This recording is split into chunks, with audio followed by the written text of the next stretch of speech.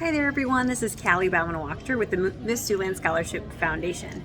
So I'm the Executive Director and here to hopefully demystify you on some of the paperwork requirements for competition. So first one, Community Service Initiative. What the heck is it? So essentially, when you're crowned, what idea, program, organization, whatever are you going to promote within your community or abroad beyond your community's lines as the reigning queen, as the reigning title holder? So you are a PR ambassador, you might have a connection, you might be able to absolutely be a wonderful partner with an existing organization, or maybe it's something where you've never heard of it. You see a need, you see a gap, and it's something that you're creating from scratch. All of those are good. There is no one size fits all. You don't get extra points for making something from nothing. You essentially, the judges are looking for someone that has identified a need, identified something that is a gap within their community, and they're filling it. So that can be partnering with something like Children's Miracle Network. That can be partnering with Make-A-Wish or the American Heart Association, like the Miss America organization is partnered with. That's fine.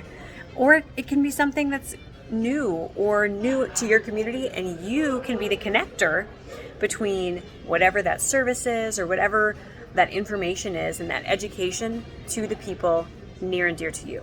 So what the document even is. So that goes to the judges that they will review prior to your private interview. So typically you send it in a couple weeks prior to the competition, okay? And what that means is you need to identify what it is that you're trying to communicate. What is your program? Like, what's it called?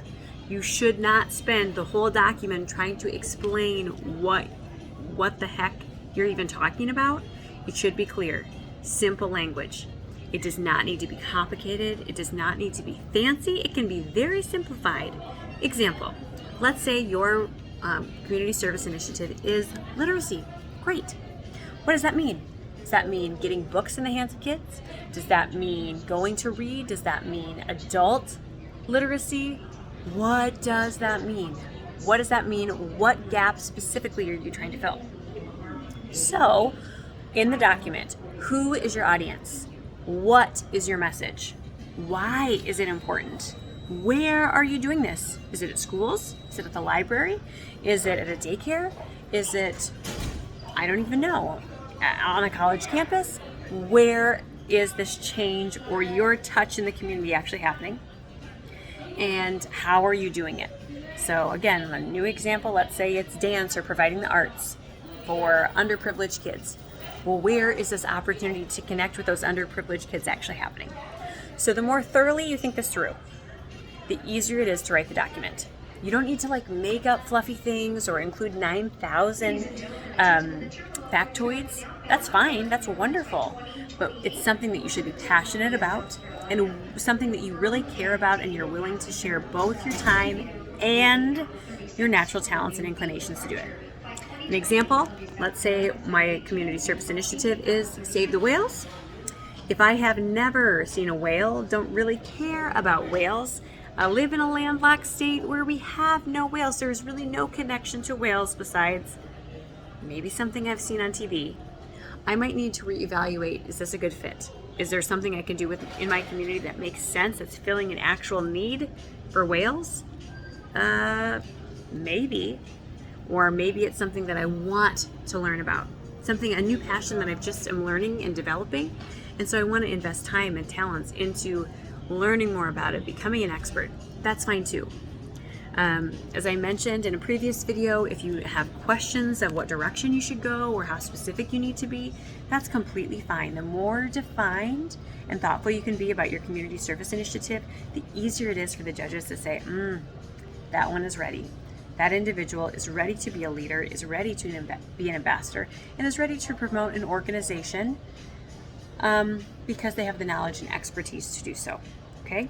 And so if you could sometimes think of this as a job interview, the document is not to show how fancy you are, it's to show that you have the expertise and knowledge to do what you say you're gonna do, okay? So it does not need to be hard. The simpler, the better. It also doesn't even have to fill up a whole page. The sooner you can communicate what you're trying to accomplish for me as a judge, in the fewest words as possible, it's fine, as long as I understand what you're trying to do. So all the interview isn't taken just trying to understand the concept that you are trying to communicate. So you don't want to take so much time like trying to explain from bottom to top what it is you're even talking about, that we don't learn anything further about you. So it's really a platform to jump and ask better questions and learn more about you and what you're trying to do by having that document prepared. Again, I've seen really good ones that are a paragraph or two. And I've seen documents that are, teeny tiny print, one page that after reading it several times, I have no idea what they're trying to communicate. So again, is my message simplified? If I did a TikTok about it, would it be fast? Would it be concise? Would you understand what my message is and who it's for? That's something that you need to think about. Okay. Second document is the fact sheet. That's really a great way to communicate with the judges and control the interview of what you want them to know, or specifically what you want them to ask you about. So let's say you're a yodeling champion, okay? If you had a great experience yodeling and you want to be sure that they ask you about it, put that in there. If there's something you are not comfortable talking about, it makes you feel uncomfortable or gets you really emotional, it's hard to be composed, maybe think about keeping that out. Not to not be your authentic self, but to provide a professional, really a confident way to communicate who you are and what your beliefs and thoughts are. So again, if there's special highlights that you want to include, great. For the contestants on the older end of the delegates on the older end of the spectrum, I would recommend that you go by most recent or most relevant to them and then down. So let's say I'm 27 and I have my fact sheet filled with accomplishments from when I was 16. Well, those accomplishments are still wonderful, but perhaps I need to pad my fact sheet and the information with what I've been doing in the last 11 years since I was 16 to really give those judges an idea of who you are and what you've been doing lately. So even if it's not being in national dance competitions or, I don't even know, touring across the country with your hula hoop troupe, whatever it is, it's still valid. It's still important. Real life experience is still valuable and still important. So when you're trying to decide what to include in the fact sheet, think about what do you want to be sure to communicate to those judges so that then they ask you better questions. The worst thing as far as a judge is they give me no material to ask any questions. They've either given me all the information and there's no actual mystery for me to ask, or they're really closed-ended, like it's closed-ended information. So the broader and the more inviting you present that information, the better. Again, it does not have to be complicated. Any single person that's important to you, a trusted adult that you can show this document to and say, hey, what questions, just, look at it for 2 minutes and what questions would you ask me or what do you find most interesting? If they highlight it, typically people have a really similar idea and opinion of what that is. And then finally, the contract. So the contract is a document that has very specific outlines and not necessarily stipulations, but rules of the Miss America organization, the Miss South Dakota organization, and Miss Siouxland. So it talks about how you're eligible, age requirements, proof of eligibility, codes of conduct. So that is a binding document. It is not meant to scare you, but just I urge you, and especially if you're in the teen division, your parent or guardian to read with you to really understand what you are committing to. Now, is this a life sentence and you're stuck forever? No, it's really fun. And that's certainly what we try to endeavor to do, but it's really just good to make sure that you've read the rules and make sure that what you think it is and what it really is the same.